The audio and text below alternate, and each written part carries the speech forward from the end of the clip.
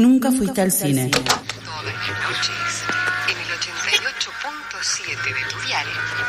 This radio station will remain on the air day and night. Tiempo de descuento, se viene la última jugada. An urgent bulletin. Will Sheriff David Sims please contact KAB Radio? Loaiza bamboleante, tambaleante de una cuerda a la otra. Lau se le aplica una violenta derecha al flanco.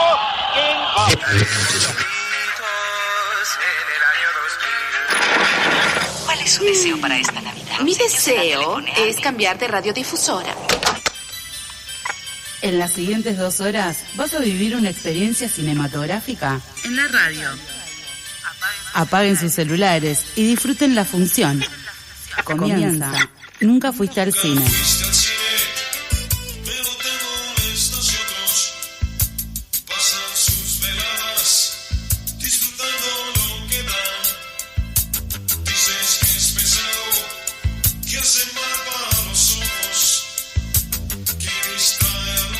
Bienvenidos, bienvenides a esta nueva entrega de Nunca Fuiste al Cine, programa número 152, si no me equivoco, ¿no? Sí, ese va a la boca. Ese va a la boca y hasta Olivos, ¿no? Olivos. Es verdad. Qué buen colectivo ese. Sí. Qué buen colectivo. Agus Rancini es quien habla. Porque recuerdo que yo tengo un amigo que vive por la zona de Olivos y me tomaba, yo en ese momento vivía en Floresta, el Metrobús, el 34, hasta Pacífico, cerca de su casa. Y nunca lo esperé casi nada, porque me tomaba después el 152 y me bajaba ya cerca de la Quinta de Olivos. Es verdad, pasa seguido. Y aparte tiene una particularidad. Es un programa sobre cine, pero estamos hablando de 2 segunditos de colectivo. No sé ahora, hace bastante que no me lo tomo, pero en un momento no era de los colectivos más modernos. Entonces uno sí era un poco prejuicioso, decía, este colectivo lo voy a esperar, pasa uno y lo voy a esperar mil años, como el 4, por ejemplo, que ahora parece que se modernizó. Y no, pasaba y nunca te dejaba gamba. Es verdad, y siempre nos tomamos un momentito para hablar de colectivos porque hacemos la referencia por el número de programas. Exactamente. Programa número 152. Somos 2 nada más en este momento, vamos a hacer más. Somos 2 acá, de este lado de la pecera. Del otro lado de la pecera está Sole ahí operando y está Paula, que está ahí haciendo algunas cuestiones técnicas porque hoy no está Rosaurita y está haciendo provisoriamente coordinación de aire ahí porque tenemos una... me está mirando de un modo bastante raro, Paula. Vi sus ojos nada más porque el parlante me tapa el resto de la cara. Y Blas está llegando. Se atrasó. Un día frío, medio lluvioso está. Sí, cada tanto llueve. Sí. Un día espectacular nublado además, para ir al cine o para escuchar la radio. O sea, imagínese si usted tiene un programa de radio sobre cine. Es lo mejor que le puede pasar. ¡Qué combinación! Exactamente, es lo mejor que le puede pasar en su vida un día sábado a esta hora. Además, no duerme a la siesta, la duerme a las 4 si quiere, y después se va al cine a ver alguna de las películas que les vamos a estar recomendando hoy y que vamos a estar charlando con sus productores, directores, hoy de aquí hasta las 4 de la tarde. Nos escucha por FM La Tribu, tiene YouTube La Tribu. No sé si a nosotros ahora nos pueden estar escuchando por YouTube, pero yo he escuchado el programa de la mañana, de lunes a viernes, Buen Día Fin del Mundo, de 9 a 12, tiramos el chivo ya que estamos. Participa entre otras Rosaurita, que es integrante de este programa, pero nos escucha por el YouTube de La Tribu, nos escucha por la vieja radio, ¿sí? La 88.7, aunque está teniendo algunas interferencias, pero puede ahí escucharnos. Si no, también nos puede escuchar por la página de La Tribu, ¿sí? fmlatribu.com. Ahí vemos a Marco pasar rápidamente y Sarasa acompañándolo también, la gatita de La Tribu. Y nos mandan mensajes si quieren al 11 31 26 0887 y nuestras redes sociales nos encuentran en muchas, en YouTube, suscríbanse a YouTube, en Instagram, en Twitter, en TikTok, en todas esas por Nunca Fuiste Cine, sáquenle el al. Recién empezamos, quédese porque tenemos un montón de acá hasta las 4 de la tarde.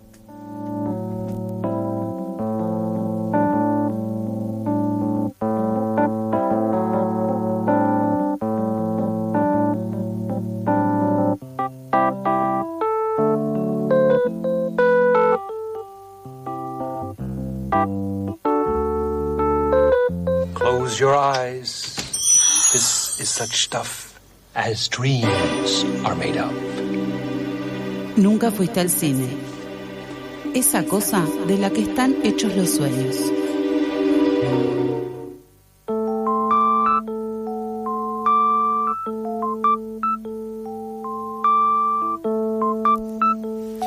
Bien, decíamos recién que se suscriban, por favor, al canal de YouTube, porque estamos subiendo mucho contenido. Las entrevistas, cuando tenemos buena suerte de que los entrevistados y las entrevistadas se acerquen hasta aquí, hasta la tribu en la calle Lambaré, las estamos subiendo. Y la verdad, Agus, que hemos tenido bastante suerte, porque la mayoría de los sábados siempre alguno o alguna entrevistada se acerca hasta aquí y charla un rato con nosotros. Sí, es lindo charlar acá en la mesa, cara a cara, poder hablar de películas.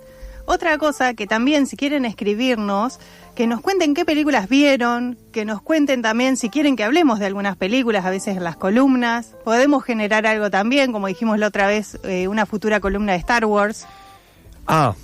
Acaba de tirar un... Ahora se viene, hablando de Star Wars, se viene ahora la nueva digamos, del universo de Star Wars. No es estrictamente de la saga original, del tronco de la saga, pero se viene el Mandalorian. De Mandalorian y Grogu.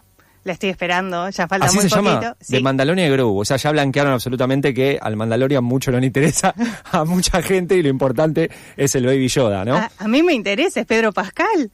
Bueno, sí, a mí también me interesa. Yo tengo, no se le ve mucho la cara al Mandalorian, pero sí, nos interesa porque amamos a Pascal además. Pero bueno, ¿qué llega el 21, me dijiste? Sí, y hace poquito fue el día de Star Wars, May the 4th.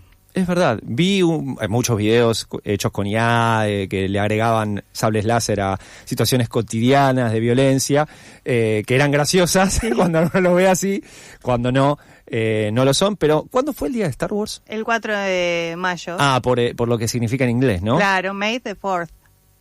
Ahí va, hace muy poquito. Entonces, bueno, manden al 11 31 26 0887 si quieren que Aus, porque es la que hace este tipo de columnas, haga columnas como por ejemplo la que está preparando Star Wars, que hizo un pequeño anticipo, o películas que a nosotros tal vez se nos pasa del radar que tenemos. Vemos muchas películas, vos viste como 2 o 3 esta semana. Yo también vi 3 películas, así que, pero bueno, se nos puede pasar alguna que está ahí dando vuelta, o películas que no están en la ciudad de Buenos Aires, también puede suceder. Hemos entrevistado acá a directoras de películas que se hicieron en otros lugares y que las vienen a presentar aquí a la ciudad de Buenos Aires y que después siguen girando por el resto del país. Sí, de hecho yo, una de las páginas que visito para ver los estrenos que se vienen, tiene una visión muy amplia, es una página argentina, creo que se llama Agenda de Cine, si no me equivoco, que lo bueno que tiene es que te muestra estrenos en todas las salas del país. Entonces uno ve y dice, pero esta película ya pasaron como 5 meses que se estrenó. ¿Será un error? ¿Por qué? Porque somos un poco porteñocéntricos también, y eso nos gana el odio de las personas que viven por fuera de la Ciudad de Buenos Aires, pero uno ya se acostumbró a que Agenda de Cine en realidad muestra si, por ejemplo, una película la están pasando hoy en Córdoba. ¿Sí? Claro. O en algún espacio inca de la ciudad de Santa Fe, o en el Cine El Cairo de Rosario, que tiene una programación muy, muy interesante a lo largo de todo el año. Pero bueno, una de las películas que vimos, yo particularmente la vi hace mucho, pero la volví a ver hace poco. La vi en Fuera de Campo, en Mar del Plata, junto con Blas y muchísimas personas que llenamos el teatro Enrique Carreras.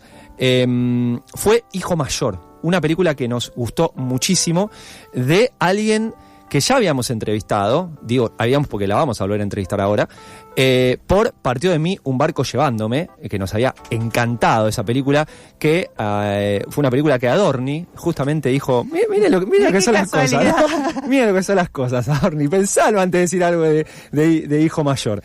Estamos en comunicación telefónica con Cecilia Kahn, la directora de Hijo Mayor, que se sigue pasando en el Malva durante todo mayo. ¿Cómo andás, Ceci? Bienvenida nuevamente a Nunca Fuiste al Cine. Hola chicas, muchísimas gracias por recibirme de vuelta. No, por favor, gracias a vos por estar acá con nosotros y nosotras. Bien, tenemos fresquita Hijo Mayor porque la vimos hace poco, además de haberla visto en Fuera de Campo. Ceci, una película distinta hasta ahí, porque tiene una parte documental, pero una ficción. O sea, vos te atreves ahora al mundo de la ficción y el resultado, a mi juicio, es muy bueno. ¿Cómo fue esa decisión? Bueno, muchas gracias en principio. Sí, Hijo Mayor sí. Esperá que ahí te estamos perdiendo un poco. Estamos ahí arreglando la conexión. Hola. Ahí. Ahora te escuchamos, a ver. Bárbaro, perfecto. Ahí sí. No, ahí les contaba que eso, yo creo que tiene que ver justamente con el tema que toco, que es tan personal. O sea, si bien todas mis películas tratan casi que te diría de lo mismo, pero en este caso estaba hablando sobre la historia, me estaba basando en la historia de mi propia familia, ¿viste? Entonces, yo creo que justamente la única forma que yo podía atravesar esa historia era con el dispositivo de la ficción, porque era como una de las herramientas que me ayudaban como a poder tener como cierta distancia, ¿no? A poder tomarlo no como una cosa tan personal y atravesar ese peso de lo personal, o si bien lo atravesaba, al mismo tiempo, todo el tiempo era decirme a mí misma, bueno, estos son unos personajes, ¿no? Y cómo construir estos personajes, y qué relación yo tenía con estos personajes nuevos que construía, ¿no? Es eso, ¿viste? No es que es mi papá, sino que es este personaje que es Antonio, y nada, eso. Y ese vínculo que fui construyendo fue como una cosa también muy graciosa y muy compleja, porque es eso, ¿viste? Siempre pasa que cuando uno se pone la tarea de crear un relato, un mundo nuevo, es eso, y tenés esta suerte de construir los personajes que imaginás, es eso, ¿viste? Te vas enamorando, te vas desenamorando, los odias, los querés, los juzgás tranquila, incluso uno los puede perdonar, ¿viste? Entonces ahí en ese juego, en esa tramoya, creo que pude justamente surfear mis emociones más personales en relación a lo que yo estaba tocando, que básicamente era eso, ¿viste? Un poco contar la historia de mi propia familia. Entonces, y también creo que la ficción, para mí era importante pensar eso, ¿viste? Es la historia de mi familia, pero también es una historia que puede ser la de cualquier familia en el mundo, ¿viste? Eso era lo que me importaba también, ¿no? Porque bueno, eso, yo soy hija de inmigrantes, y mi familia tuvo esta historia, pero ¿cuántos hijos de inmigrantes o inmigrantes que viven historias tan similares a la de mi familia o a la mía? Y quería eso, que fuera una historia que también interpele a esas otras personas, ¿no? Y eso es creo que lo más gratificante también, que es lo que un poco la ficción me ayudó como a jugar y a establecer eso, ¿no? Ceci, acá Paula, ¿cómo estás? Bueno, primero te saludo, estoy muy contenta de poder hablarte en esta entrevista, pues estaba tan emocionada cuando viniste en Partido de Mío en Barco llevándome que no pude ni hablar casi. Así que te saludo. Bueno, te quería preguntar, justamente a raíz de esto que venías hablando y que venías contando, de un proceso tan personal en el que se jugaron muchas emociones, obviamente, pues una historia muy personal, pero que también interpela a algo más colectivo y grupal. Te quería preguntar por el proceso de construcción del guión y de la historia, porque me pareció que es una historia que se va construyendo delante del espectador de manera muy sutil, ¿no? Uno podría decir, bueno, son 3 historias que obviamente se conectan y que una se va alimentando a la otra, y te quería preguntar por el proceso de construcción de esas historias. ¿Lo pensaste así desde un inicio? ¿Se fue dando? Sí, la división de historias estuvo siempre desde el inicio.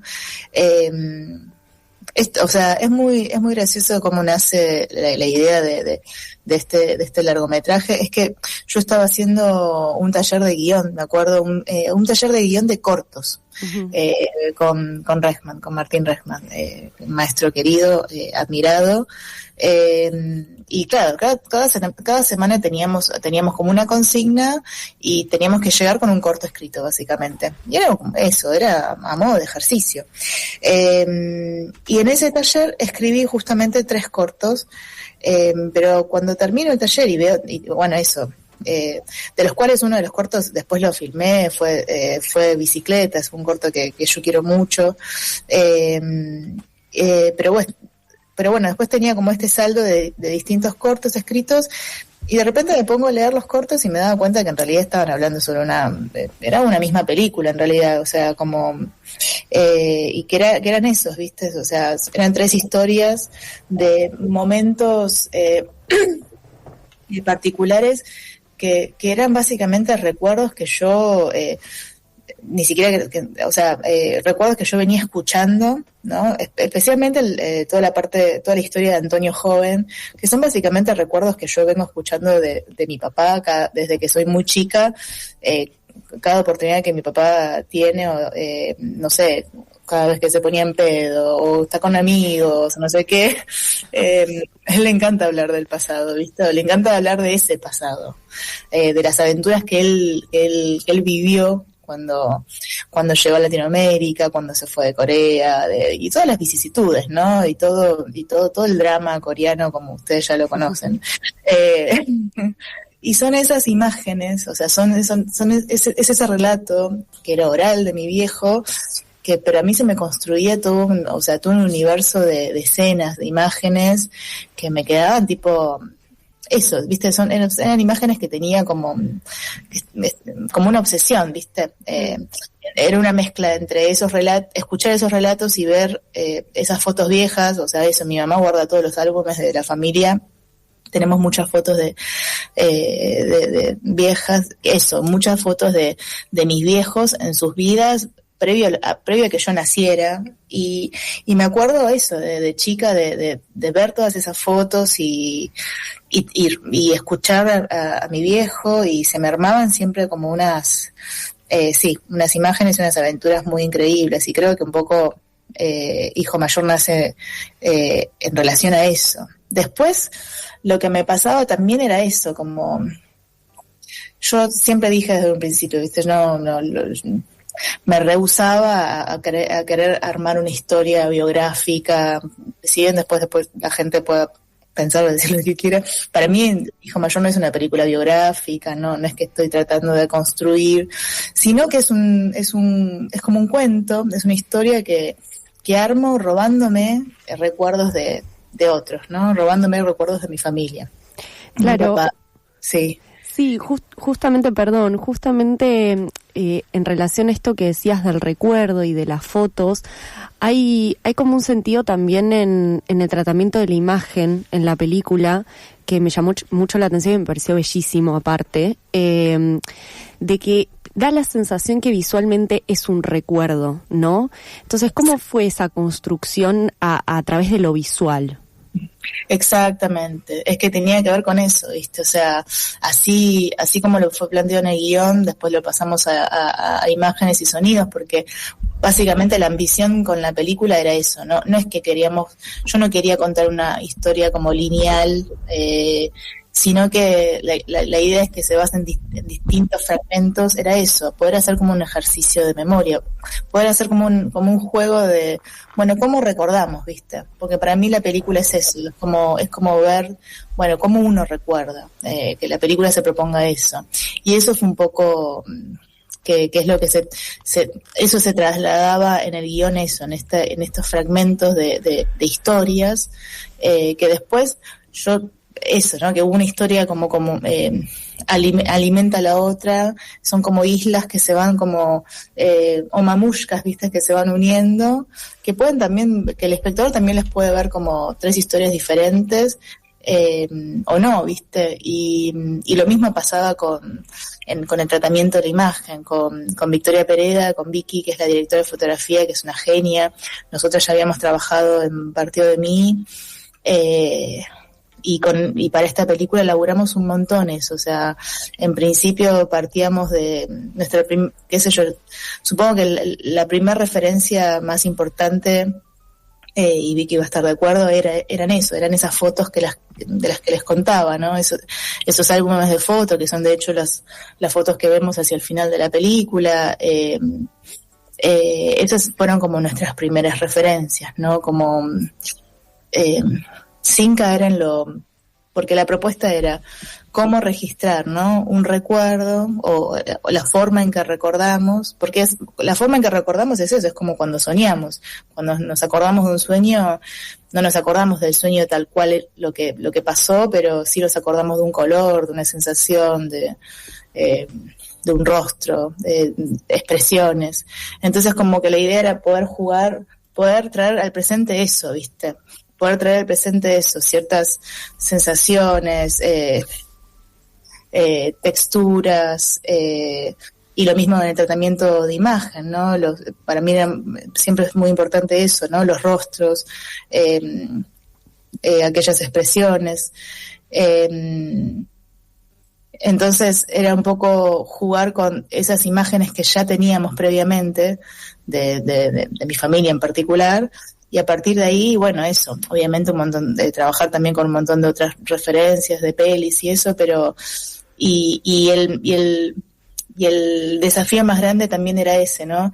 La idea no era generar como una imagen como nostálgica o retro o de época, porque no es que a mí no me interesaba contar una historia que fuera de época, sino que entre comillas, ¿no? De época, sino que más que nada me interesaba eso, como traer a un presente algo de un pasado, ¿no? Y cuando uno hace ese ejercicio es como que hacen un limbo, ¿no? Es como construir como ese limbo, ¿no? Ese sueño. Y nada, creo que todo esto que lo digo con palabras y suena todo muy guachihuahua, en realidad fue mucho trabajo de Vicky, ¿no? De mucha escucha, de poder hablar mucho nosotras, de poder ver muchas películas juntas también, hay algo muy interesante de lo que dice Vicky, es eso, ¿viste? A ella le sirve, ella es muy nerd, trabaja mucho, estudia mucho pero lo que yo agradezco de mi directora de fotografía es que también trabajó mucho en conocerme. Entonces, somos amigas, obviamente, pero más allá de la amistad es eso, ¿viste? Ella como directora de fotografía realmente está muy... pone mucho el cuerpo para poder conocer a la directora o al director con el que trabaja. En mi caso pasa eso y así también puedo trasladar todo esto que digo con palabras, pero que cómo hacer para trasladarlas en imágenes creo que tiene que ver con eso, ¿viste? Con el trabajo muy de escucha, muy profundo que tuvimos y a partir de ahí de alinearnos, ¿no? De ver qué era lo importante, ¿viste? Eso. No generar una época definida, sí trabajar texturas, sí trabajar colores y después también dejarla a ella jugar. Como que también eso, Vicky, nada, la directora de fotografía, bueno, lo ven en la película, ¿no? Es realmente increíble y todo lo que ven también lo hizo en una escala chica, ¿viste? No es que así que, bueno, nada, claro. Podría quedar horas hablando de Vicky, pero estamos hablando con Cecilia Kang, directora de Hijo Mayor. ¿Qué tal, Cecilia? Blas te saluda. Hola. Si bien vos venís remarcando esto de que construís una ficción a partir de algunas historias, pero que no es una historia biográfica estrictamente, pero mencionas mucho también la palabra memoria, y hay algo a mí que se me vino a la cabeza con esta película, y que obviamente no puedo dejar de pensarla en conjunto con Partido de Mí, que me parece que tus películas, no sé si a partir de una búsqueda tuya o como efecto, lo que hacen también, y acá pienso también por ejemplo en lo que hace Lucrecia Martel en Nuestra Tierra, a partir del trabajo con las fotografías de los Chuchagasta, que es restablecer cierto derecho a la memoria de distintos pueblos. En este caso, de pensar familias inmigrantes que no son esas familias inmigrantes que, según el discurso de la historia oficial, son las que solamente fundaron este país, inmigrantes italianos, españoles, ¿no? Digamos, inmigrantes europeos en general, sino que nuestra historia es mucho más larga y las olas emigratorias han sido varias y de distintos lugares, y creo que lo que pasa al conocer historias de los documentales, que puede ser desde Partido de Mí, y también quizás del final de Hijo Mayor, como ficciones que cuentan historias de ese tipo, se está de alguna manera construyendo o saldando cierta deuda de poner a esas familias inmigrantes que forman parte de nuestra sociedad por primera vez en el cine. ¿Lo ves esto? ¿Te parece que puede ir un poco por ahí lo que esté pasando también con estas películas? Sí, totalmente, y la verdad que también me siento muy agradecida por esta observación, este comentario, porque para mí es muy importante esto que decís, o sea, y es algo que yo también fui descubriendo y aprendiendo a medida que fui haciendo películas, esta cuestión de la visibilización y esta noción de representatividad, ¿no? Que yo que soy de eso, de parte de una... yo soy, si bien soy argentina, eso, me ve en la cara, o sea, soy claramente parte de una diáspora muy pequeña pero que también conforma la sociedad en la que vivimos en Argentina, y así como yo hay un montón de personas alrededor del mundo, podemos hablar de la comunidad coreana, pero podemos hablar de tantas otras comunidades o diversidades que existan, ¿no? Y a medida que iba haciendo películas como eso, no sé, yo tengo 2 documentales previo a Hijo Mayor, pero yo me acuerdo de eso, el primer documental que hice, que trata justamente de mujeres de la comunidad coreana, fue un proyecto más como visceral, que me salió por una necesidad que hasta en ese momento quizás no podía... En ese momento in situ no podía explicar de manera clara el porqué, ¿no? De querer hacer una película sobre, pero a medida que voy haciendo proyectos y me doy cuenta de también la dificultad que tienen estos proyectos también de tener visibilidad y de posicionarse, si bien obviamente yo estoy re agradecida porque en el caso de Hijo Mayor no fue re bien y todo, pero aún así veo lo que decís vos, ¿viste? Hay una falencia todavía muy, muy grande, ¿no? O sea, los medios audiovisuales, el cine en general, siguen todavía mostrando discursos, narrativas, relatos, figuras que son más de un discurso hegemónico, ¿no? Son narrativas hegemónicas, o sea, entonces, ¿qué pasa con estas otras narrativas, estas otras vidas que existen y también son parte del mismo universo en el que vivimos, ¿no? O sea, es muy interesante y es muy complejo, y la verdad que sí, o sea, sí, ojalá películas, eso, tanto como Nuestra Tierra, como Hijo Mayor, la verdad que me siento re honrada también por eso, pero sí, que empiezan a ver, siento que falta un montón todavía, a eso voy, ¿no? Falta todavía un montón para saldar esto que llamamos deuda, ¿no? Hay muchas cosas que se tienen que cambiar de manera estructural, pero bueno, pero aún así justamente yo me siento con mucha suerte de haber podido hacer esta película, y así como tengo la suerte, también siento esta responsabilidad, ¿no? O sea, para mí es muy importante que Hijo Mayor se esté mostrando en el cine ahora y que la gente pueda ir al cine a verla, porque es lo que vos decís, porque no es solo la dicha de hacer una película también, sino es como la responsabilidad de poder justamente dar voz y develar, ¿no? Una parte de la sociedad que quizás no tiene la misma voz, las mismas oportunidades que otras. Obviamente cada diversidad es diferente per se, ¿no? Pero qué sé yo, digo, ver películas como las nuestras quizás ayuda, justamente es eso, es invitar al espectador a reflexionarnos, ¿no? Y entender que así como me ven, yo también soy argentina, entonces a partir de eso, ¿cómo podemos posicionarnos? ¿Cómo nos representamos? ¿Cuál es la identidad que construimos, ¿no? Como sociedad, país y con el cine también que nos representa, ¿no? Como el cine argentino que somos. Entonces, para mí sí es muy interesante y es muy complejo, y sí, es todavía, creo, una lucha a seguir, a continuar. Ceci Can, directora de Hijo Mayor, que la pueden ver todos los sábados de mayo en el Malva. Cecilia, ha sido un placer, como siempre, charlar con vos. Un abrazo grande. Ay, por favor, chicos, un abrazo grande a ustedes. Gracias. Cecilia, ¿puede ser que la función de la semana que viene sea con música en vivo? Sí, la semana que viene les cuento, les paso así el chisme.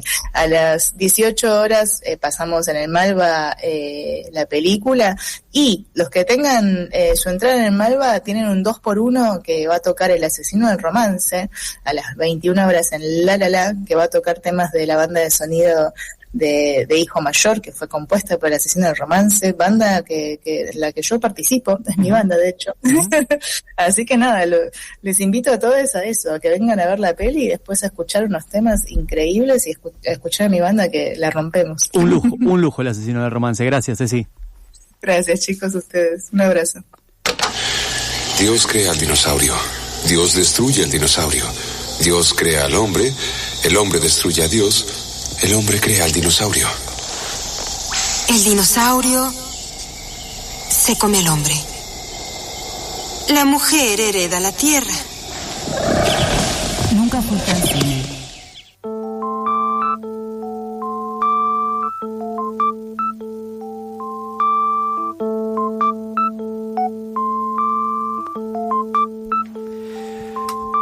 ...41 pasaron de las 2 de la tarde... ...estamos un poquito pasados de tiempo... ...porque la radio es así... ...esto es radio en vivo... ...esta es la última radio FM La Tribu... ...en el 88.7 MHz de tu dial FM... ...o en fmlatribu.com... ...próximamente vamos a estar en YouTube... ...las 24 horas... ...mientras tanto los pueden enganchar cada tanto en la mañana...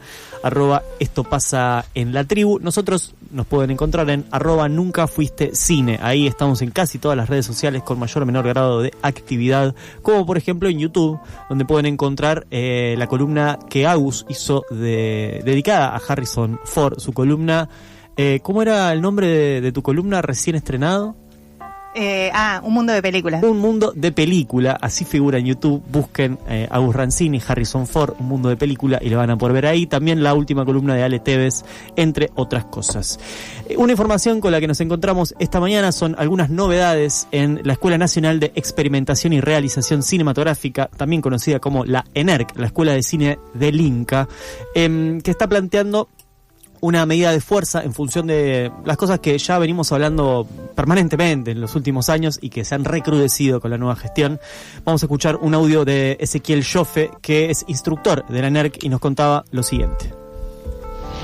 Hola, ¿qué tal? Bueno, mi nombre es Ezequiel Joffe, instructor de la Escuela de Cine, la ENERC, Escuela Nacional de Experimentación y Realización Cinematográfica. La situación en la escuela actualmente es que a partir de febrero hubo un recorte salarial de los ayudantes, el recorte fue el del 17%, se perdió el sueldo, o sea, en enero cobramos más, un 17% más que en febrero. En febrero nos bajaron ese porcentaje y además venimos con un retraso de los sueldos, de las paritarias, en el cual, en lo que va a la gestión actual de estos últimos 2 años y medio, o 2 años y 4 meses, perdimos los titulares perdieron un 56% del poder adquisitivo y los ayudantes un 62% del poder adquisitivo.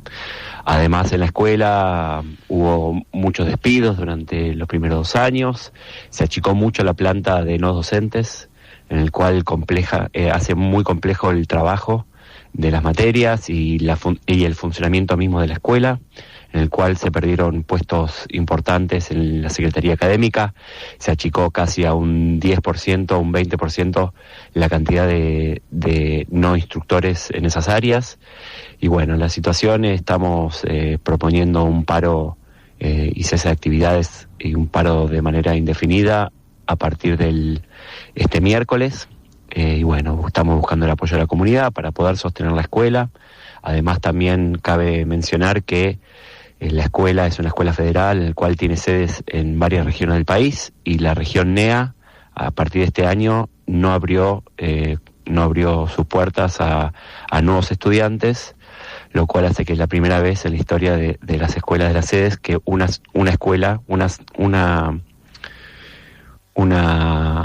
de las sedes no abre sus puertas, lo cual también es algo muy preocupante, y los estudiantes de segundo y tercer año también están en situación de riesgo, porque la planta no docente en esa región echaron a todos y volvieron a contratar solamente a 2 de 8 personas que estaban trabajando, por lo cual también hace muy complejo el funcionamiento de la sede NEA.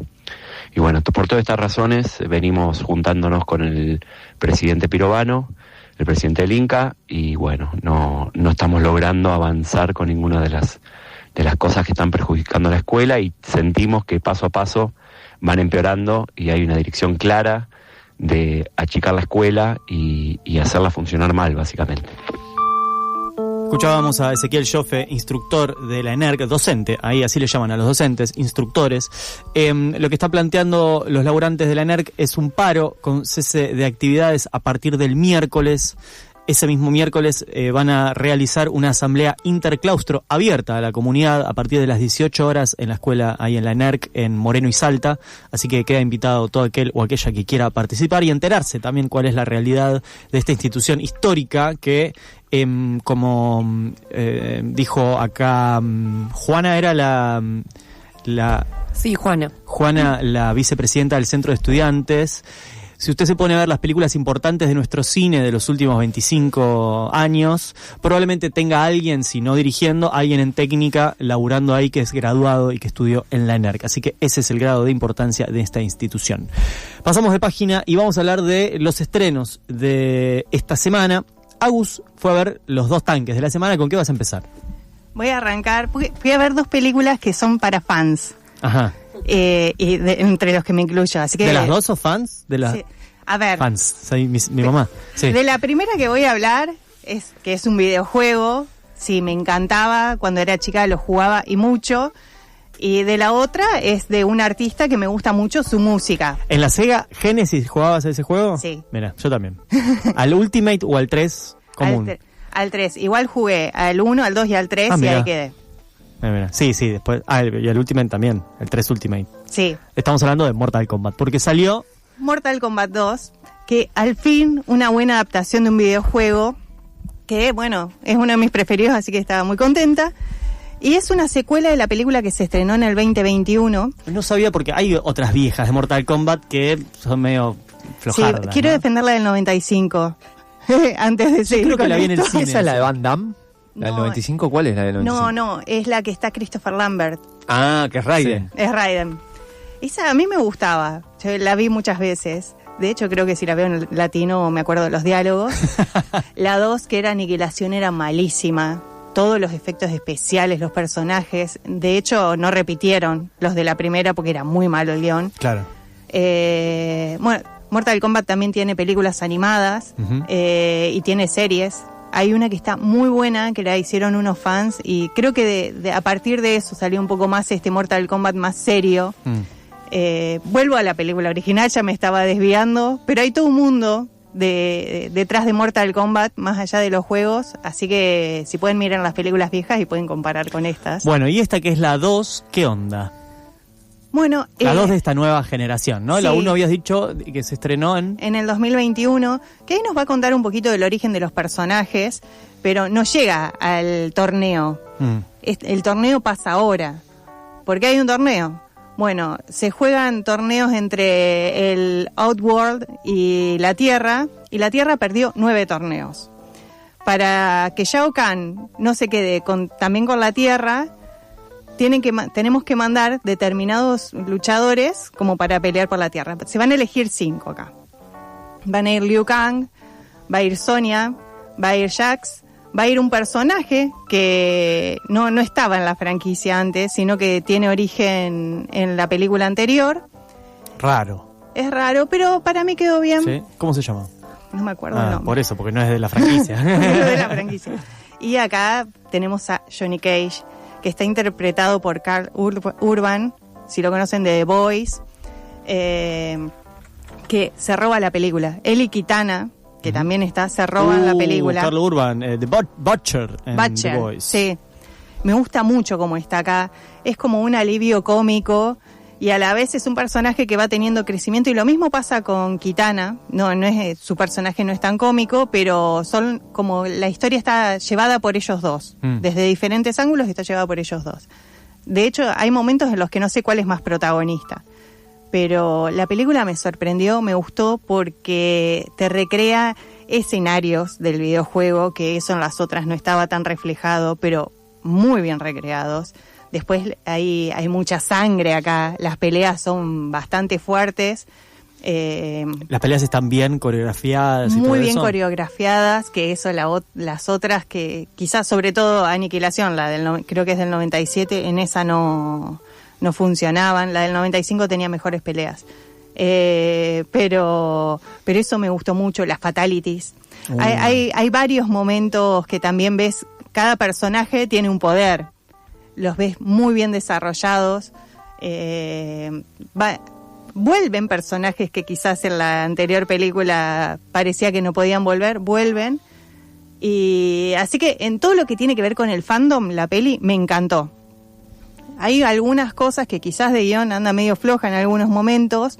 Hay un personaje en particular que se cambia de bando, que no tiene mucho sentido su cambio, pero bueno. ¿De los que nombraste al principio? No lo nombré.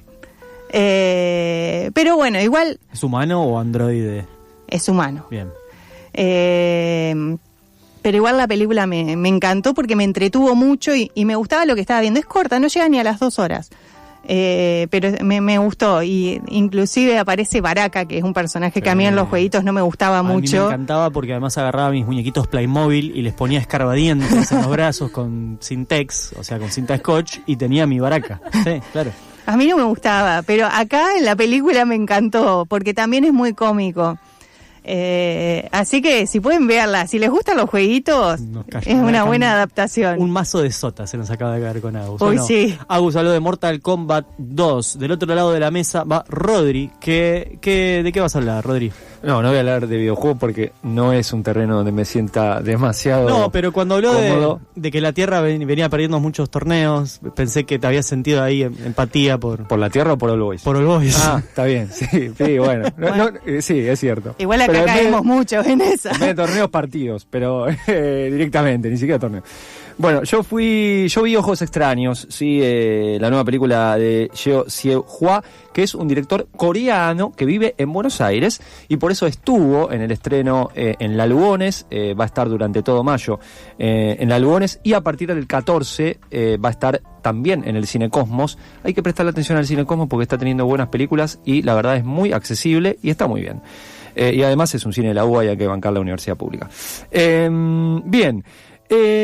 Es una película, yo creo que mutante, ¿sí? Es una película que comienza rápidamente con la desaparición de una niña, no da muchas vueltas, o sea, va al hueso enseguida. Es una pareja joven que sufre el secuestro de su hija muy pequeña en una plaza en Corea. La pareja vive en el departamento de la madre con la madre, o sea, eso ya es una complejidad, pero la película, que pareciera ser desde el principio un policial dramático de una desaparición y de una búsqueda, donde aparece la policía, rápidamente cambia hacia un thriller donde aparece un voyeur, no sé cómo se dice, voyeur, que les empieza a mandar videos a la familia, videos grabados en DVD, ¿sí? Nada por computadora o pendrive, no, a la vieja usanza. La película está ambientada en el presente. Bueno, eso empieza a desconcertarlos y también desconcierta brevemente a la policía, y cuando, la familia está convencida que eso tiene que ver con la desaparición de la nena, lógicamente. El espectador, o por lo menos a mí me pasó, y creo que esa era la idea del director, empieza a dudar en un momento, porque no le empieza a cerrar, parece ser demasiado simple, ¿no? Y además la película comienza a adentrarse en la vida de esta persona, ¿sí? Que está mandando los videos, y en ningún momento pareciera ser que tiene algo que ver con la nena o con la desaparición, aunque uno siempre está pensando que puede haber una vuelta de tuerca, ¿no? Y que puede aparecer. Y después, hacia el final, la película muta en su momento tal vez más desconcertante, ahí se enríe un poco el director, a mi juicio, en una película medio dramática de relaciones filio-paternales, ¿sí? Donde aparece este Bouvier, parece tener una vida con una hija, y no quiero spoilear demasiado. Lo que sí atraviesa toda la película es la presencia de cámaras por todos lados, cámaras en la calle, cámaras privadas, cámaras VHS, que están vigilando todo el tiempo y que están también en una suerte de metamensaje, porque uno como espectador accede a la vida privada de la familia que perdió a la nena mediante las cámaras de este Bouvier, y no solamente por la filmación de la película en sí. Entonces es una película bastante lesiana, más que Foucaultiana, donde parece estar todo controlado, pero además falla el control, porque a la nena la secuestran y nadie sabe qué pasó, ¿sí? Eso se resuelve rápido. Así que no busquen en la desaparición de la nena un drama que no hay, porque no pasa nada. O sea, la nena aparece y no tiene nada que ver con la persona esta. Pero lo que nos deja la película, entre otras cosas, es que hay una suerte de mirada sin ver, ¿sí? O sea, está todo controlado, está todo lo privado aparece en público, el vivo de Instagram de la mamá, pero sin embargo hay conflictos familiares que quedan en evidencia, ¿sí? Y lo que queda en evidencia es que no se ven ni la madre, ni el padre, ni el hijo con la madre. Entonces, en ese sentido, la película propone un concepto casi de Levinas, ¿no? Como, bueno, miremos el rostro del otro para recuperar un poco el costado humano. Es una película compleja, es interesante. Vayan a verla y ténganle paciencia, ¿sí? Porque merece ser vista. Chupate esa mandarina, Fantino, que lo nombrás a Foucault cuando entrevistás al ladrón de Adorni. Mira, acá te trajo a Foucault, a Deleuze y a Levinas, que no es Gabriel, claramente. No. Agus, tenías el otro tanque de esta semana, que es una biopic de un personaje con cierta polémica en los últimos años. Contanos. Sí, fui a ver Michael, que acá vamos a ver un viaje por la carrera de Michael Jackson, todos sus momentos más importantes, vamos a escuchar los grandes éxitos y no nos vamos a adentrar en ninguna polémica. Y no, claro. Quizás la parte más personal que muestran de él es su relación con su padre, pero Luisito Rey es peor. Así que no, es una película que se va a centrar más en los momentos importantes musicales de él. Que eso, la verdad que me gustó mucho, disfrutás muchísimo en una sala de cine escuchar a todo volumen sus grandes éxitos. Va a llegar hasta la época de Bad, y se da a entender, y ya están diciendo que está en producción la segunda parte, porque tienen todavía mucho más para contar. Y la película me gustó mucho, ya digo, por las canciones, me gustaron mucho las actuaciones. Tanto el que interpreta a Michael cuando era chiquito, ese nene la rompe. Es impresionante cuando lo interpretan la parte de los Jackson 5. Y después a Jafar Jackson, que es su sobrino, que lo hace ya en una edad más adulta. Hay momentos que realmente pensé que estaba viendo Michael Jackson. Es como muy, muy bien hecho. No tanto en su parte cuando lo interpreta más joven, sino a lo último. Ahí estaba igual. Además, la forma de expresarse, de hablar, es como que lo estabas viendo de nuevo. Fui con mi tía, que lo escuchábamos mucho de chicas, y decíamos eso, no puede ser, es como que está ahí. Así que eso me gustó. También la película va a pasar por la filmación de varios de los videos emblemáticos como Thriller, Beret. Y es linda ver la recreación. Quizás me hubiese gustado que lo desarrollen un poquito más algunos temas, sobre todo lo importante que fue para él el cine y desarrollar esos cortometrajes, como lo llamaban, a sus videoclips. Me hubiese gustado que se desarrolle un poco más porque eran tan importantes que lo dirigieron grandes directores. Claro. A Thriller y a Black or White los dirigió John Landis, a Bad lo dirigió Scorsese. O sea, también tenía grandes actores o actores del momento. Hay uno que no me puedo acordar ahora el nombre de la canción, pero aparece Spielberg, Whoopi Goldberg, John Travolta, algo así como Liberian Girls se llama, creo. Sí, Liberian Girl. Ahí está. O Remember the Time con Eddie Murphy. no aparecen todos esos videos, porque son de otra época algunos, pero para él era muy importante el cine, y en la película un poquitito lo cuenta eso. De hecho, hasta actuó en una película, en una versión del Mago de Oz, que la hemos charlado, The Wiz, con Diana Ross. Así que a mí me gustó verlo, me gustó escucharlo, y entiendo por qué puede generar críticas el hecho de que no se juega mucho en la historia. Quizás está medio Hollywood, pero para el que va por su parte artística, yo creo que sale contento. Yo salí contenta. Muy bien, entonces Michael, te lo contó Agus, como también Mortal Kombat 2, y como Ro te contó Ojos Extraños, que el título original es Mojilu, esta película coreana que estuvo en Bafisi del 2025. Y llegó finalmente acá un par de años después. Estos fueron los estrenos de la semana. Quedaron otros en el tintero, pero son las 3 de la tarde. Vamos a escuchar justamente algo de música. Documentales por Gonza Penas. Documentales. Otra forma de ver y de escuchar.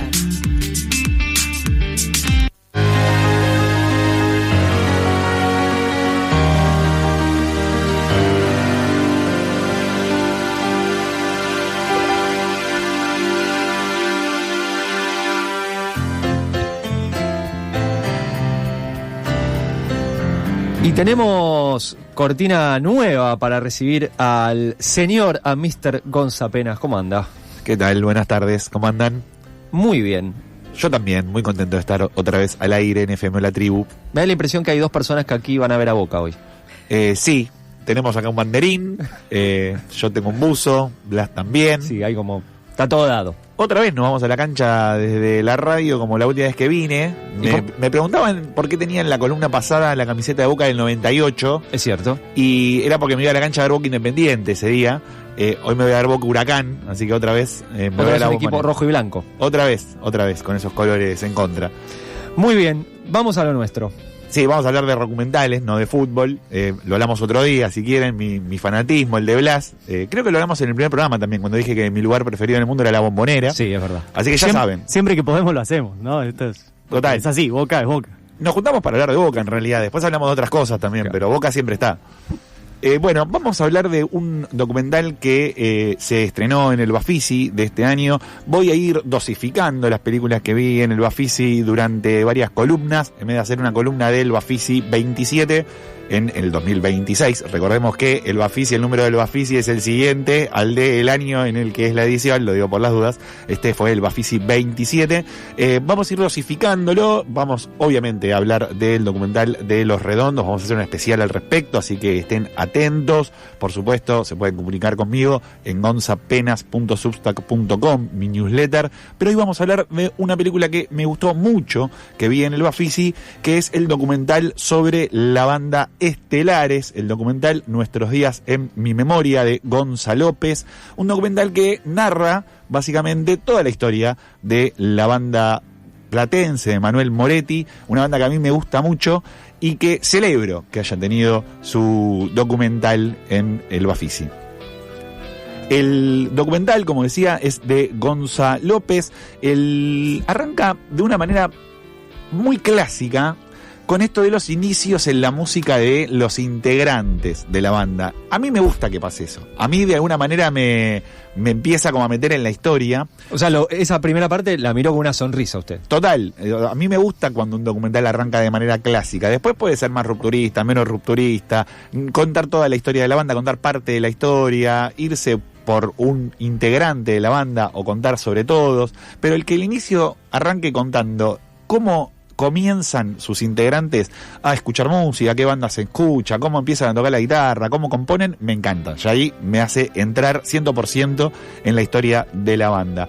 Luego de esto, celebro también que se haya hablado de la banda Peregrinos, que es una banda de La Plata que, si bien no tuvo una trayectoria para nada larga, habrán tocado 20 veces en toda su historia. A comienzos de los 90 fue una banda importante porque gana el concurso La Plata Rock en el año 1992. Hay un mano a mano ahí con Peligrosos, ¿no? Hay un mano a mano en la final con la banda de Francisco Bochatón, Peligrosos Gorriones, Escafandra, Nuestros Días, por nombrar algunos hits de esa banda platense que después la va a pegar. incluso mucho más en los 90 que... Siempre acampa. Siempre acampa, exactamente. Una banda que en los 90, bueno, manejó un poco el amperímetro del rock local. Peregrinos se termina separando muy rápido después de ganarle la final a Peligrosos Gorriones. Aparece Rocambole contando la historia de este concurso, cómo ganó Estelares, cómo termina Peregrinos peleándose por cuestiones cuasi adolescentes, ¿no? Sí. Bueno, como todos los que tuvimos una banda en la adolescencia nos pasó algo parecido. Ahí está la diferencia entre los que nos quedamos y los que llegaron, ¿no? Bueno, Peregrinos se termina separando, casi que sin tener mucha repercusión ni en La Plata, mucho menos en la ciudad de Buenos Aires, pero Moretti se queda tocando con Víctor Bertamoni, que va a ser su coequiper en lo que fue la construcción de Estelares. Ellos siguen tocando, luego suman a un baterista, arman Estelares en el año 94, 2 años después de ganar el concurso con Peregrinos, y empiezan a tocar temas que, bueno, empiezan a componer temas que habían quedado de Peregrinos. Por eso digo que es importante, porque muchos de los temas de Peregrinos después van a ir a parar a Estelares, y forman la banda y dan con Del Cielito Records, un sello discográfico que tiene un estudio de grabación muy conocido para las bandas under de los 90, y graban el primer disco. Ahí aparece Gustavo Gauri, que es el productor, dueño, presidente de la discográfica, hablando muy bien de Estelares, en una relación que no terminó de la mejor manera, eso está desarrollado en el docu,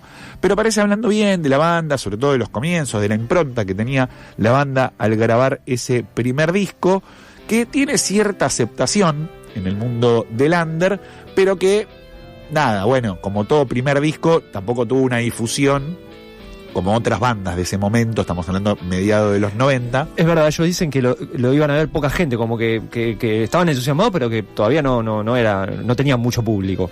Se ve muy bien la contraposición del entusiasmo que tenían por haber grabado su primer disco, nada más ni nada menos que en Del Cielito, y la poca gente que los iba a ver. Dice, los iba a ver 30 personas. O sea, nosotros estábamos contentos de tocar en La Plata, en la ciudad de Buenos Aires, pero literal nos iban a ver 20 personas, y eso un poco nos angustiaba. Esto me hizo acordar al Bafisi anterior, cuando les pasó lo mismo unos 10 años antes a Don Cornelio, que decía, bueno, la gente nos pregunta por qué nos separamos. Nos separamos porque no venía de nadie. Ellos graban un primer disco que es muy exitoso, el segundo, que es mi preferido, Patria o Muerte, Don Cornelio, no tuvo tanto éxito. Hoy tiene éxito porque es un disco de culto, pero en su momento no lo iba a ver nadie, y por eso se separa la banda.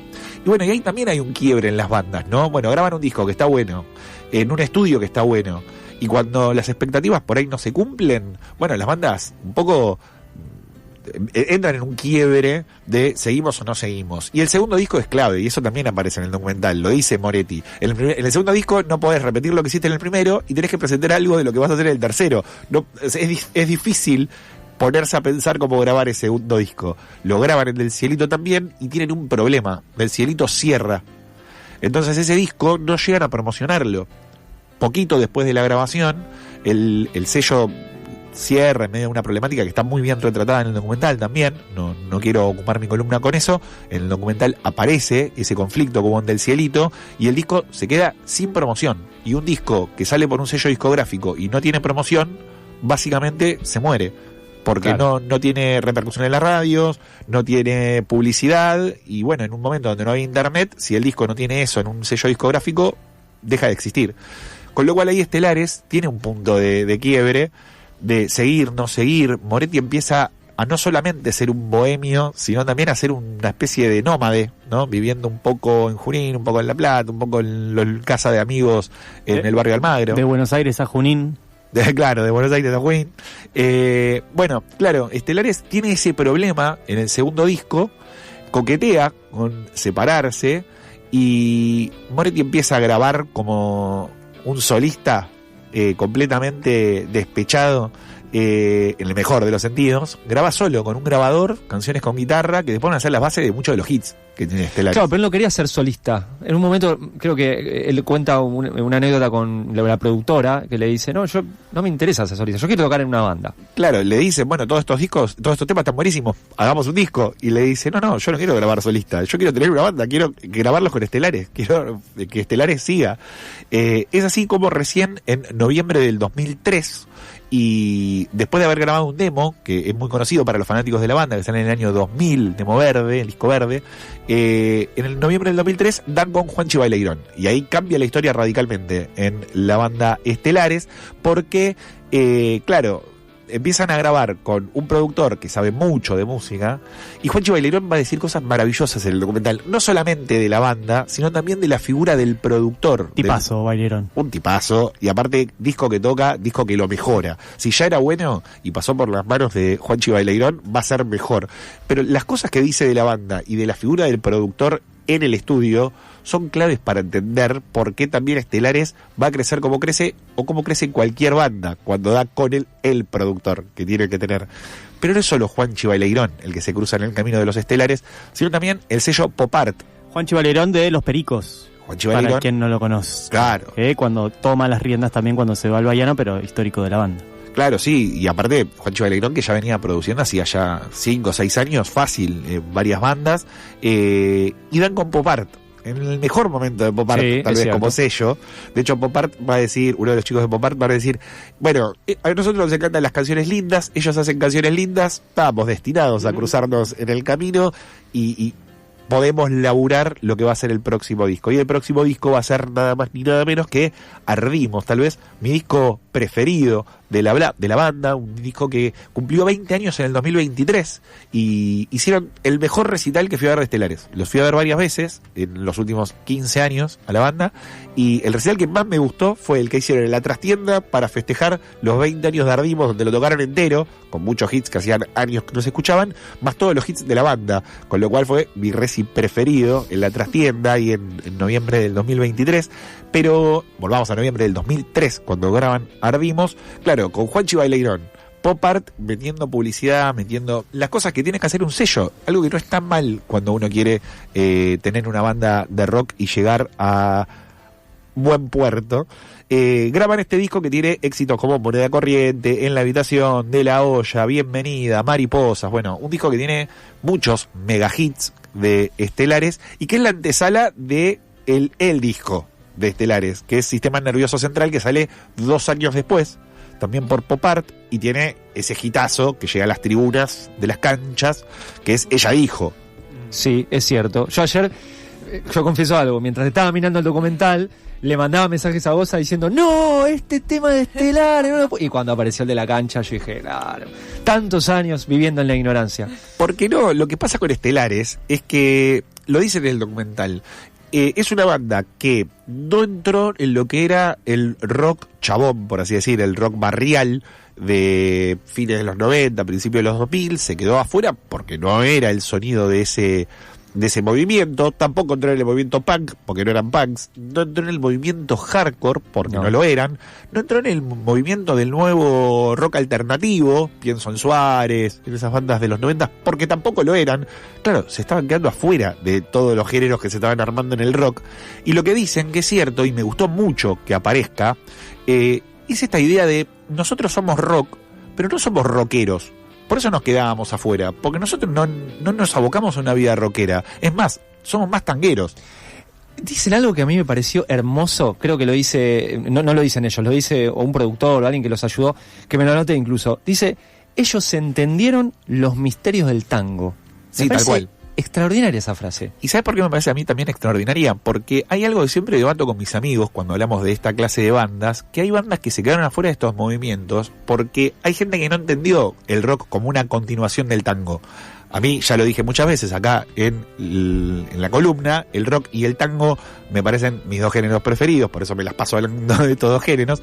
Bandas como Pequeña Orquesta Reincidentes, por ejemplo, la primera banda de Juan Pablo Fernández antes de fundar Acorazado, mucho antes de los Techistas del Apocalipsis, que es la banda que tiene ahora, claro, también se quedó afuera, le pasó lo mismo, porque claro, esta cosa medio tanguera que tenían en el rock de los 90 no tenía lugar, entonces claro, tocaban por ahí en el Rojas, como mucho, pero no llegaron a lugares de mayor capacidad, tal vez, porque se estaban quedando afuera de esos movimientos por no pertenecer. Y está bien que no pertenezcan, porque no tenían nada que ver con los géneros que estaban en ese momento en el ambiente del rock. le pasa a Pequeña Orquesta, le pasa a Estelares, le pasó a muchas de esas bandas. Le pasó a muchas bandas que si bien no protagonizaron, así se dice, una escena en su tiempo, después generalmente sientan las bases o son influencias sí para las escenas que nacen después. Pienso en Suárez, por ejemplo, que en su momento también tocó en el Rojas, digamos, y capaz no estaba llena la sala o estaba llena ahí, pero tuvo su pequeña gira. Fue una banda súper experimental para su momento y sin embargo no podremos pensar el indie de hoy en día que hoy llena estadios y gira por Europa sin Suárez. Totalmente de acuerdo, y si hacemos ese paralelismo en Pequeña Orquesta Reincidentes, es imposible pensar después, no sé, Me darás 1000 hijos, por ejemplo, y en toda esa escena que se genera a comienzos de los 2000 sin Pequeña Orquesta. Bueno, claro, empiezan a pasar esas cosas, bandas que por ahí no entraban en lo que estaba sonando en ese momento y las empieza a ver menos gente de la que van a ver estas otras bandas más grandes y se empiezan a quedar afuera, pero Estelares no lo vio como un problema. Estelares al revés, dijo, está bien que no nos vengan a ver la gente rockera, porque nosotros no somos rockeros, nosotros somos más tangueros, vamos con la guitarra y bueno, y hacemos lindas canciones que están articuladas dentro de una escena rock, pero sin que seamos rockeros.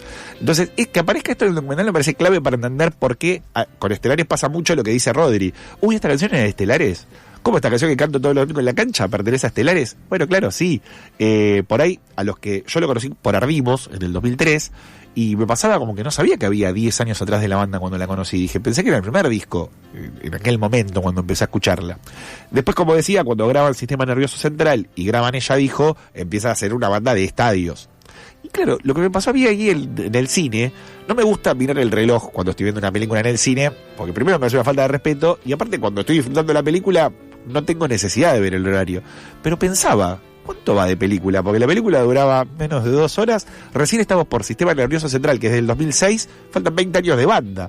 Y paralelamente empiezan a mostrar escenas de lo que es el show en el Luna Park. Entiendo que de el que grabaron el disco en vivo, aparece, por ejemplo, de Miranda, otros invitados que hubo en ese disco, por eso digo que me parece que es de esa grabación, si bien no lo aclara, entiendo que ese es el Luna Park, y entramos a lo que es el presente de Estelares sin recorrer los 20 años que hay entre Sistema Nervioso Central y la película, lo cual me parece un gran acierto. La película va desde que Moretti empieza a tocar la guitarra, empieza a componer sus primeras canciones calamarescas, por así decir, hasta que Estelares la pega con Ella Dijo y se entiende que se vuelve una banda de estadios tocando en el Luna Park 20 años después y grabando un disco en vivo, sin dejar de tocar en lugares más chicos como La Trastienda, por ejemplo, donde hicieron el show que yo les decía de los 20 años de Ardimos, que hasta ahora fue mi show preferido de Estelares, porque la verdad que estuvo buenísimo.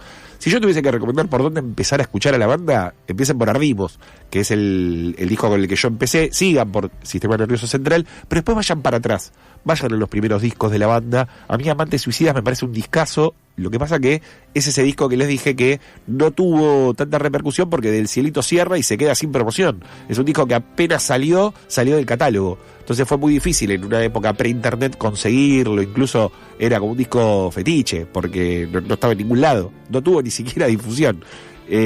Hoy con Spotify es todo mucho más fácil por ahí, o con YouTube, o con la plataforma que deseen escuchar música online.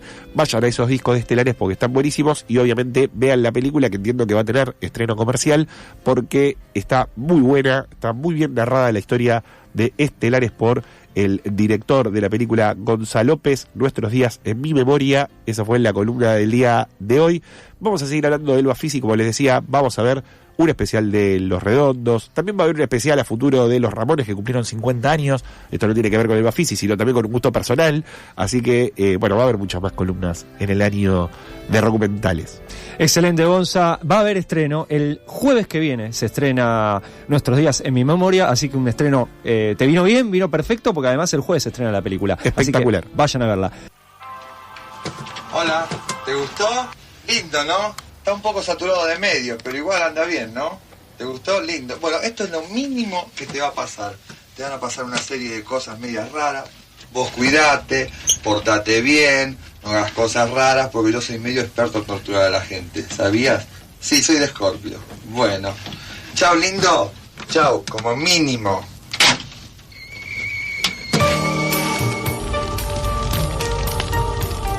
¿Nunca fuiste al cine? También se ve. Búscanos en YouTube y ponele cara a los mejores momentos del programa.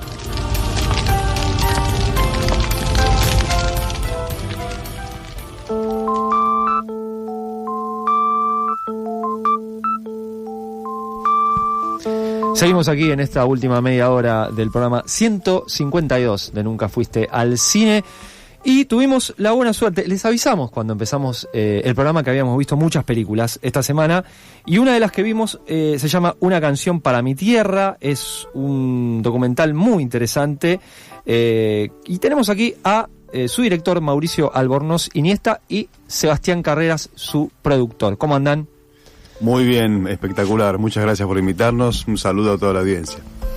Muchas gracias por el espacio. Sí, están compartiendo el micrófono, así que ahí ustedes van turnándose como quieran. Decíamos que la vimos ayer, la película, y la verdad nos gustó mucho. Es un interesante documental que en realidad narra algo, hay un proceso anterior. ¿Quieren contarle un poco a la audiencia en qué consiste eso? Dale, empiezo yo. Sí, el documental, como siempre decimos, la película es como una puerta a un proyecto musical, ambiental, pedagógico, mucho más grande, que tiene unos 10 años. La película es una partecita de ese proyecto. Nosotros seguimos al protagonista durante 2 años, y bueno, en esos 2 años nuestra idea fue principalmente no intervenir en nada, sino simplemente seguir, y por la misma observación que se cuente cómo funciona ese proyecto, de qué se trata. Y eso fue la película, ¿no? Es exactamente eso, ¿no? Un pedacito de un proyecto mucho más grande. Cuando miraba la película y veía, a ver, para aquellos y aquellas que no la vieron y que están escuchando, la peli trata sobre un proyecto de un profe de música en Córdoba, y también con niños y niñas de Santa Fe, donde, bueno, está la temática de los agrotóxicos, que sabemos que en el campo argentino siempre trae problemas. Recuerdo El Agrónomo, otra película, en este caso ficcional, que muestra esa problemática, y las palabras de la directora del colegio como diciéndole, bueno, acá ojo que la comunidad está vinculada al campo, y pensaba, ¿cómo accedió la comunidad a que filmen las clases, a que filmen a los niños y a las niñas, sabiendo que tal vez era un proyecto de película que señalaba las consecuencias de los agrotóxicos? Bueno, primero déjame decir que como completar la sinopsis, sí, dale, por supuesto. Profe de música de escuelas rurales hace canciones junto con los chicos, compone canciones junto con los chicos, justamente para visibilizar esta problemática que tienen ahí en el medio del campo, en la escuela, que es la fumigación con agroquímicos encima de la escuela, básicamente.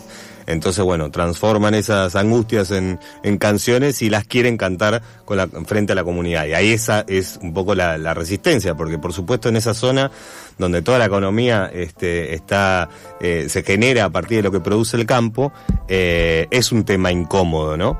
Pero al principio, la verdad que el proyecto Canciones Urgentes para mi Tierra aborda un montón de problemáticas, no solamente la fumigación. Nosotros en la película un poco hacemos hincapié en esa problemática, si bien se escuchan otras canciones también, pero hacemos hincapié justamente porque sentíamos, como dice la maestra, ¿no?, que somos invisibles. Acá es muy difícil hablar de esto desde una escuela rural. Entonces dijimos, no tiene que ser difícil, tío, tiene que poder hacerse, ¿no? Y así fue que nos mandamos en esa. Por supuesto, al principio hay un proceso de inserción en las escuelas, donde no venimos a decir, bueno, vamos a cantar sobre... No, también lo que surge en las aulas, y un poco la comunidad al principio es, bueno, se sabe que hay una gente filmando este proyecto que tiene un montón de temáticas ambientales. Y sí, cuando se hace hincapié, o cuando aparece esa problemática particular, es cuando hubo resistencias y bastante fuertes en algún momento. Tiene que ver la peli para darse cuenta, que no quiero spoilear mucho, pero sí yo creo que fue como metiéndose en la propia comunidad, entendiendo la propia comunidad desde dónde se abordaba esta temática, ¿no? Que era principalmente desde los niños del campo. No veníamos los porteños, nosotros somos de la ciudad, ¿no? Pero no veníamos nosotros a señalar nada, íbamos a registrar un proceso que estaba sucediendo en las aulas de ahí.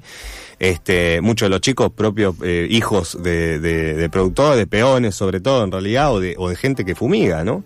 Entonces, bueno, se pudo percibir ese respeto y ese abordaje desde el interior del interior, digamos, ¿no? Como dicen ahí, desde ellos. Entonces creo que fue posible hablar. Por supuesto, siempre hay alguno que es muy difícil de invitarlo a la mesa a dialogar, porque bueno, por los extremos propios que hay hoy en día en Argentina y en el mundo, ¿no? Que si vos decís una cosa, no sos de este lado, si sos de... Bueno, no, en realidad, todos somos parte de este problema, tratemos, y vecinos, muchos, y tratemos de ver cómo se puede solucionar. Sí, hay algo que dice Ramiro en la película que me quedó resonando, que es la cuestión de nosotros también somos el campo. O sea, hay una noción en la Argentina y en cierto discurso de, bueno, somos un país agroexportador y que somos ricos gracias al campo. Y bueno, lo que me parece interesante también del documental es mostrar otra ruralidad. O sea, no del dueño del campo que tiene los agrotóxicos, sino también de pibes y pibas que están yendo a un colegio y que se están educando, y también de educadores, ¿no? Y mi pregunta va por el lado de... Nació este proyecto con Ramiro y sigue estando. ¿Hay otros proyectos en marcha para las escuelas rurales? Bueno, nosotros, como decía Seba, en realidad en el 2019 lo conocemos a Ramiro. Estuvimos metiéndonos un poco en las aulas, primero para observar, ¿no? O sea, hacer una especie de investigación sobre el tema. Bueno, nos quedamos fascinados con lo que creaban en esos espacios. Y recién empezamos a filmar en el 2022, como dijo Seba, durante 2 años, ¿no? Hasta que se hizo el concierto, que tampoco voy a spoilear, pero bueno, con la realidad es difícil porque lo buscás y está, ¿no? Pero bueno, 2 años filmando, una o 2 veces por mes durante esos 2 años en esas escuelas, y después cuando terminó, habíamos quedado súper amigos de los chicos y de las docentes. Entonces seguimos con el equipo de Cactus Cine, la productora, el equipo técnico que había ido a continuar esto desde el cine ahora. Nosotros estamos dando este es el 3er año que damos talleres de cine en esta escuela misma de la película, donde reúne 4 o 5 escuelas más rurales, y en donde vamos también una vez por mes a dar talleres de cine, y los chicos preparan, digamos, durante ese año un corto. Hicieron en el 2024 una ficción, en el 2025 un documental, y ahora estamos trabajando animación. Vamos a ver cómo nos va. Y todo eso eso es una de las patas, ¿no? Porque este proyecto empezó musical, pero se empezó a hacer, a cruzar otras disciplinas también. Eso se puede ver en la página web del proyecto cancionesurgentesparamitierra.com, donde están subidos los 3 álbumes que ya grabaron los chicos, con más de 600 artistas de la talla de León Gieco, La Renga, Terciopelado, Rubén Blades, no sé, y un sinfín de artistas grosos que graban junto a los chicos. Están los cortos también, y también hay una segunda película en desarrollo con esta historia que estamos trabajando para seguir un proceso similar, pero en Colombia. Esto es a raíz del interés del grupo Aterciopelados, que es muy activista también, y bueno, los conocimos en el rodaje de la película 1 y quedaron fascinados, ¿no? Esto tienen que hacerlo acá, vamos a hacer un concierto en el Amazonas, y hablemos de la deforestación en el Amazonas. Y bueno, estamos desarrollando ese proyecto, ya hemos ganado varios premios de desarrollo, así que viene seria la cuestión. Sí, justamente esto que mencionabas de bueno, llevamos también otro tipo de arte, no solo la música, sino también estamos llevando el cine. Otra cosa también que sucede en el documental es esta cuestión que remarca Ramiro de que estos chicos, si quieren ir al cine, tienen que viajar un montón, porque no hay un cine cerca y probablemente no había mucho acceso a la música, y tal vez uno es porteño y está muy alienado de que, bueno, la ciudad tiene de todo, ¿no? Y también lo que me interesó del documental es salir un poco del adultocentrismo, que muchas veces reina en el cine, en las artes en general, y esta cosa didáctica que tiene Ramiro de permitirle a los chicos ser los que crean, y salen cosas buenísimas, y a la vez también como hacer sentir a los niños parte de esa comunidad. O sea, no es como, bueno, vamos a hacer este proyecto, no, sino que ellos también son parte. ¿Cómo fue el trabajo con los niños y las niñas? Fue realmente maravilloso. Yo creo que, como vos decís, ¿no? Hay que ir a esos lugares, porque ellos tienen de la casa en el medio del campo, que seguramente es del dueño del campo en donde trabaja el padre, a la escuela, digo, eso es su realidad, y a lo sumo van al pueblo, que ya el pueblo es como la gran ciudad para ellos, ¿no? En un pueblo no hay cines, en esos pueblos tampoco, no hay un montón de... pero bueno, ya el ir al pueblo es un desafío, ¿no? De hecho, el documental que hicieron el año pasado no hablaron de medio ambiente, hablaron justamente del temor de cuando se egresan de la escuela rural, de la primaria, que es como una familia, ¿no? Y tienen que ir a la secundaria en el pueblo, que son, ¿no? ¿Viste? Es una cosa... Entonces, bueno, hablaron de esa problemática y bueno, un poco la idea de todo esto es acompañarlos a ellos, darles herramientas para que puedan expresarse y que puedan también resolver lo que les pasa internamente, ¿no? Como hacemos los que... trabajadores del arte, me gusta decir a mí, que alguna cosa subsanamos de nuestra... Y nada, el trabajo con ellos, increíble, fue muy muy sencillo también filmarlos. Al principio teníamos el temor de venir de la gran ciudad con las cámaras y qué sé yo, y los aparatos de sonido, si bien tratamos de ser lo más reducido posible para no ser tan pomposos, pero bueno, pensá que fueron 2 años también, entonces los chicos ya se fueron acostumbrando y además las clases de Ramiro son completamente, es un imán, entonces yo digo que podemos meter un elefante dentro del aula que nadie se va a dar cuenta porque van a estar todos así mirando a Ramiro y comprometidos y compenetrados con esa clase. Y con el cine, con el taller de cine sucede un poco lo mismo, es este mismo espíritu de tratar de escucharlos, obviamente brindarle las herramientas, pero decir, bueno, a ver cómo querés hacerlo vos, de qué querés hablar, y si el plano está así, lo que aprendí en la facultad lo uso un poco, y otro poco enseñame vos, ¿no? Es un poco la idea. Estamos hablando con Mauricio Albornoz Iniesta y Sebastián Carreras, director y productor de Una canción para mi tierra. No nos suelen visitar muchos productores, ¿sí? Por lo general son directores, directoras, actores y actrices más o menos. Entonces queremos aprovechar, Sebastián, a ver, como no nos suelen visitar muchos y muchas, hay oyentes que como que pierden de vista el laburo de la producción. ¿Cómo fue? Primero, ¿por qué decidieron producir esta película? Ahí estuve mirando algunas, sé que Mauricio tiene otras películas allí con ustedes, pero ¿por qué decidieron producir esta película y cómo fue el laburo? Mira, yo de alguna manera es como que me terminé de recibir de productor con esta película. Nosotros en Cactus somos muy eclécticos, hacemos un poco de todo. Tenemos yo doy dirección de cine, por ejemplo, en la Universidad del Cine, o sea, tengo bastante cercanía con la dirección. He dirigido películas, he dirigido cortos. Cuando conocí esta historia, que te resumo brevemente, yo tenía ya el tema de agrotóxicos, de fumigaciones, ya lo tenía presente, desde el 2012. Gracias a unas fotos que me trajo un amigo, fotógrafo de La Nación, casi medio casualmente se había topado con un grupo de chicos en zonas rurales en Córdoba y también en Entre Ríos, con problemas de salud muy graves. Y bueno, las fotos eran realmente terribles. Y nada, empezamos a ver qué se podía hacer ahí. No sé, todavía no se estaba del todo relacionado con el tema de las fumigaciones. No se sabía por qué había ciertas enfermedades.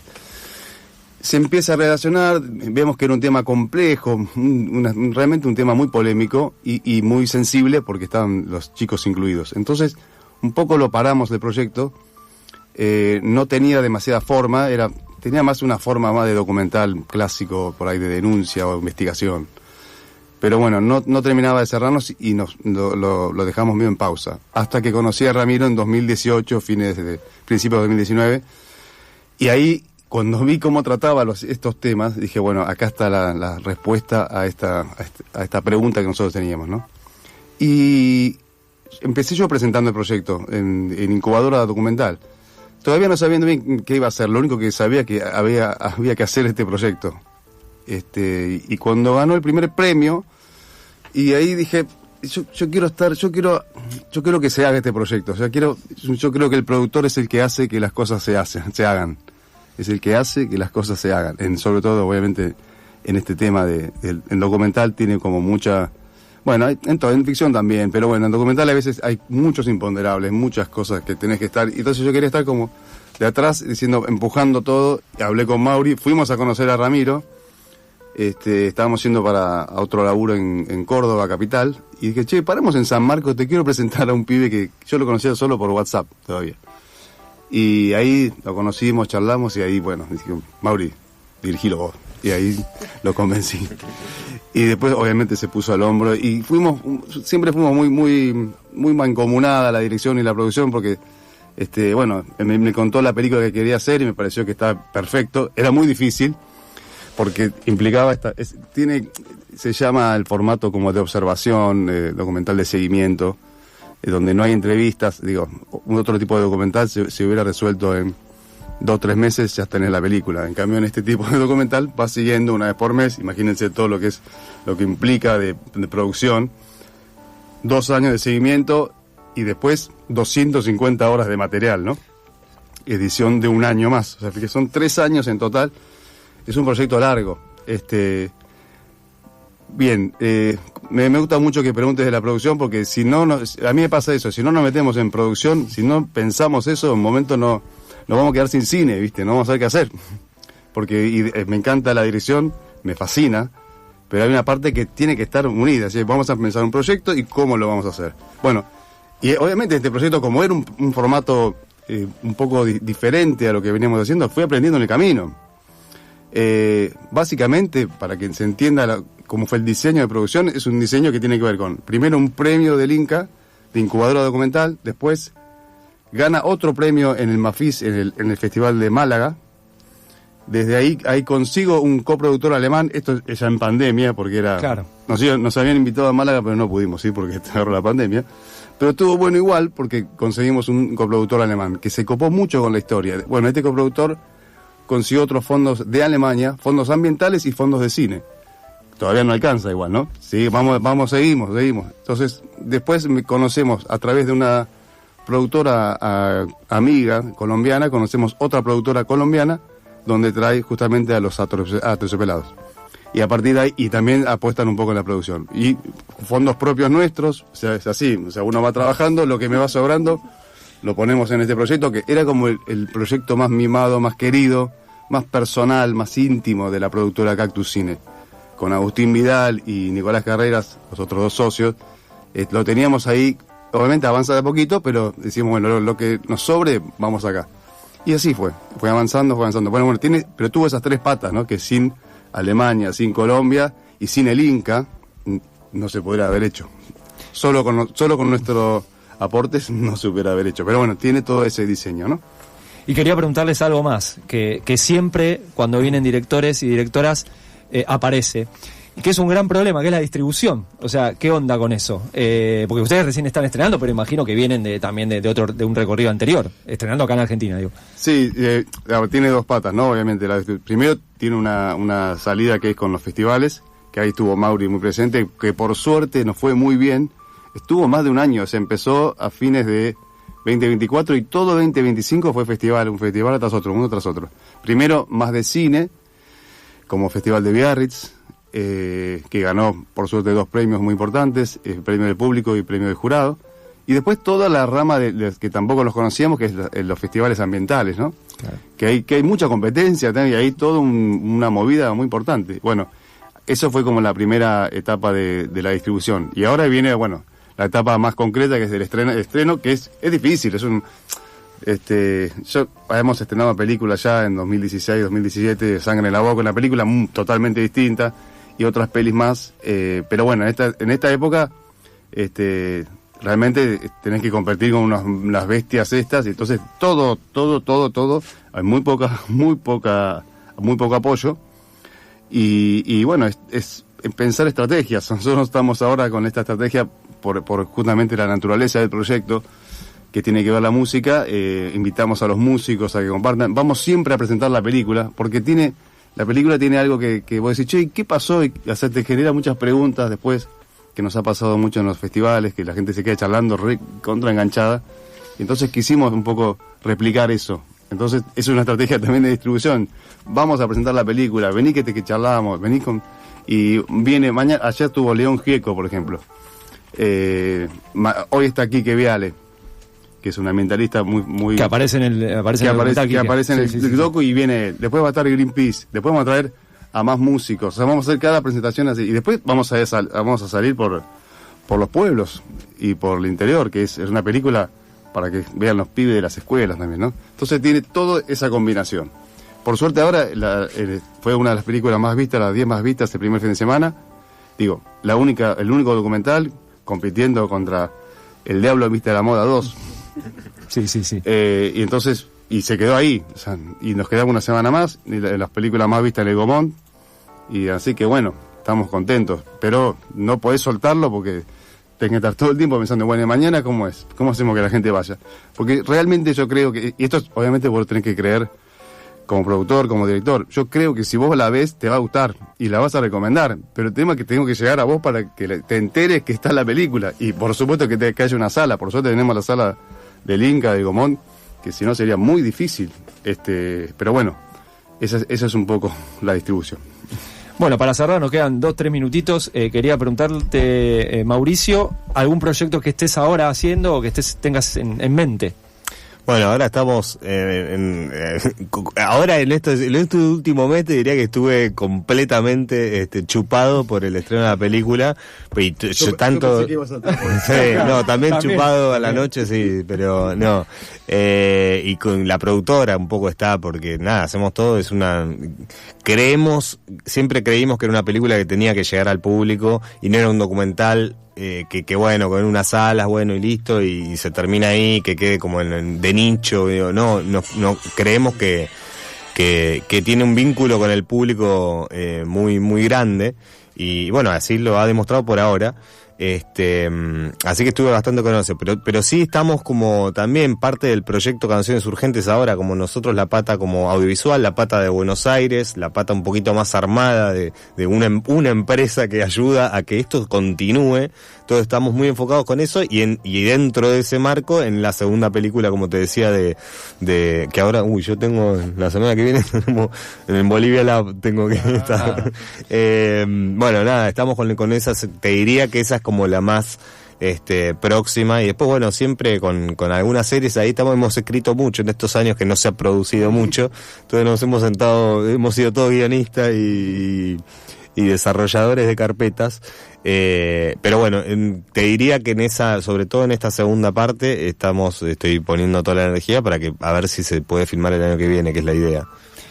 Gracias, Mauricio. Gracias, Sebastián, por acercarse. Gracias a ustedes. Y en el Gaumont a las 17:45 está mañana, el lunes, martes y miércoles. Pero bueno, el día está espectacular para ir a la función de hoy y mañana va a estar también. Así que, sí. Nada, vayan al cine. Les juro que les va a gustar. Les juro que les va a gustar. Y bueno, nada, muchas gracias a ustedes por el tiempo. Era Mauricio Albornoz Iniesta y Sebastián Carreras, director y productor de Una Canción para mi Tierra. La encuentran en el Gaumont, 17:45, como acaba de decir, y los buscan en www.cancionesurgentesparamitierra.com. Ahí ven todo el proyecto.